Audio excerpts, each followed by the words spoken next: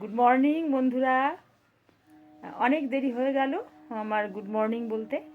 কেন কি আমি সকালে উঠে ফুল আনতে গেছি, তারপরে একটু বাজারে গেছি, এসে ঘরের সব কাজকর্ম সেরে ঠাকুর পুজো দিয়ে উঠতে উঠতে আবার দেরি হয়ে গেছে।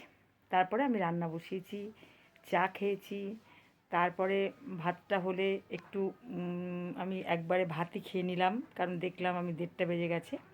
আমার ওষুধ থাকে, আমি প্রেশারের, সুগারের, সেই জন্যে আমি একটু ভাত খেয়ে নিয়ে আমি আলু সেদ্ধ বেগুন ভাজা দিয়ে খেয়ে নিলাম।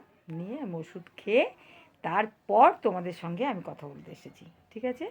তা পুজো পাঠ সারা হয়ে গেছে। বৃহস্পতিবার আবার একটু সময় লাগবে ঠাকুর দিতে, তবুও আমি বই পড়ে উঠতে পারি না, সব ঠাকুরের জপ তপ করাও আমার হয়ে ওঠে না।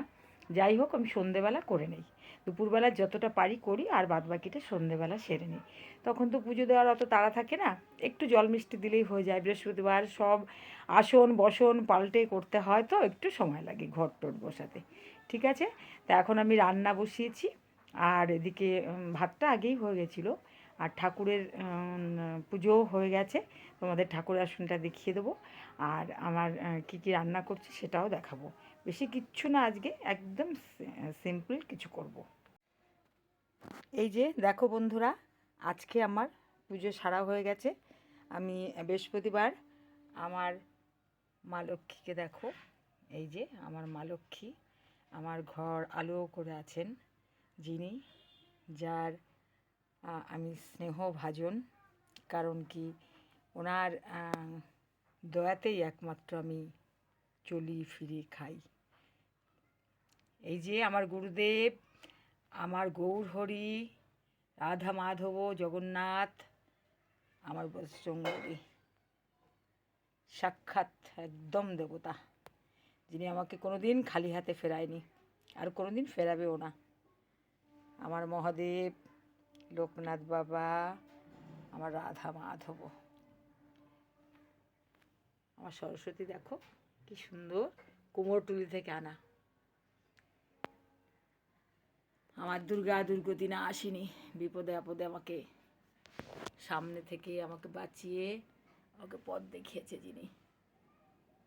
মা মঙ্গলচণ্ডীরা আছে তার সঙ্গে, আমার সিদ্ধিদাতা আছে, এই যে আমার সিদ্ধিদাতা। আর ওই ভেতরে ওই যে বৈভব লক্ষ্মী আর গণেশজি রূপোর, উনি গোপুর সিংহাসনে আছেন, ঠিক আছে? এই হচ্ছে আমার দেবদেবতাদের মধ্যে। আগেও আমি অনেকবার দেখিয়েছি। আসলে আমি ঠাকুর এত ভালোবাসি, ঠাকুরের আসন না দেখাতে পারলে আমার মনের তুষ্টি হয় না, ঠিক আছে? এই জন্য ঠাকুরকে মানে যতক্ষণ না পুজো দেওয়া হবে ততক্ষণ আমার মনে হবে আমার কোনো কাজ হয়নি, ঠিক আছে? দেখো, এই যে আমি আলু ফুলকপিটা একটু ভাপিয়ে নিচ্ছি, কারণ কি, ফুলকপির একটা বাজে গন্ধ হয়, গন্ধ থাকে আর কি, ওটাকে বাদ দেওয়ার জন্য, সেদ্ধ করার জন্য না। এখন আমি এটাকে নামিয়ে জল সেঁকে এটাকে যেমন করার করব, ঠিক আছে? আলু ফুলকপি করছি, আর বেগুন ভাজা করেছি। বেগুন এনেছি, পোকা হয়েছে, তাই ছোটো ছোটো করে কেটে বেগুন ভাজা।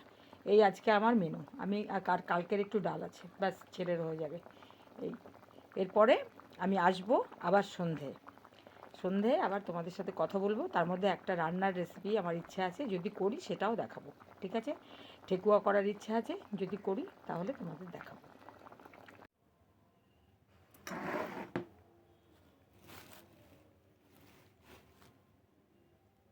এই যে বন্ধুরা দেখো, এইটা দিয়ে আমার গোপুর, আমার সিংহাসনের পর্দা হচ্ছে। গোপুর সিংহাসনের এই রঙটা হবে না, গোপুর সিংহাসনে লাল রঙ দেব। তা সেটা ওই জন্য সেলাই করছি। ভেতরের অংশটা হয়ে গেছে, এখন এই সামনের এই পর্দাটা হচ্ছে। তা এটা হয়ে গেলে তোমাদের আমি দেখাচ্ছি, ঠিক আছে?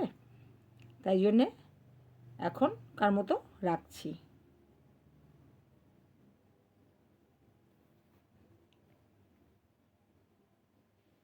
এই নেটের কাপড়টা দিয়ে সামনেটা দিচ্ছি, যাতে ঠাকুরের মুখ নেটের কাপড়ের মধ্যে দিয়ে দেখতে পাওয়া যায়। আর ভেতরে যেটা দিয়েছি সেটা এই কালারেরই, কিন্তু প্লেন কাপড় দিয়েছি, প্লেন এক রঙের দিয়েছি, ঠিক আছে?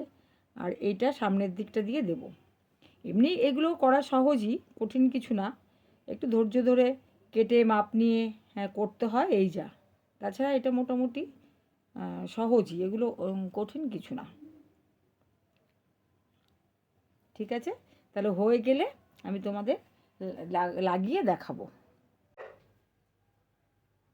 এই যে বন্ধুরা, আমি যেটা সেলাই করছিলাম, এই যে পর্দা আমার সিংহাসনের একটা সবে হয়েছে। এই যে দেখো, দেখাচ্ছি তোমাদের। এই যে এটা আমি এতক্ষণ সেলাই করছিলাম, সেই জন্যে আমি অনেক দিন থেকেই ভাবছি করব সে আর হয়ে উঠছিল না। যাই হোক, আজকে একটা সিংহাসনের হলো, আর কালকে আর একটা সিংহাসনের হবে। এটা আজকে হলো, আর কালকে আমার গোপালের সিংহাসনের কালকে হবে। সেই জন্যে তোমাদের সাথে এটা শেয়ার করলাম। এটা আমি এতক্ষণ ধরে করছিলাম। এখন মানে গপুকে শয়ন দিয়ে দিলাম, আর আমার বাড়ি আরও গপু আছে, তাদের দেখো, এই যে আমার আর এক গপু, এই যে দেখো আর একজন বাইরে ডাকছে, এখন এদের খেতে দেব।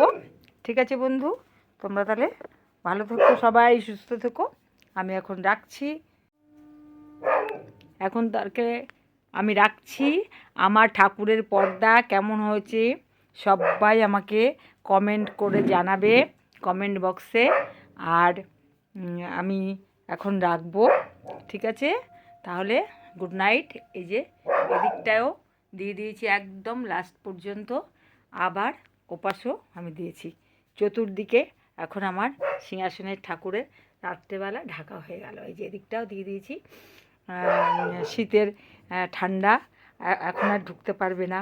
ঠিক আছে, আবার প্রভুকে ঠাকুরকে আমি দেখতেও পাবো, সকালে উঠে প্রণাম করতে পারবো, ঘুম থেকে উঠেই ঠাকুরকে দেখতে পারবো, কোথাও যাওয়ার সময় দেখতে পাবো, দুপুরে একটু বিশ্রামে রাখতে পারবো, হালকা পর্দা হয়েছে, ঠাকুরের দমও বন্ধ হয়ে আসবে না। ঠিক আছে, এই জন্য আমি এই নেটের কাপড়টা এই ক্ষেত্রে ইউজ করেছি। ঠিক আছে, তাহলে আমি এখন রাখছি। গুড নাইট, সবাই ভালো থেকো, আবার কাল দেখা হবে।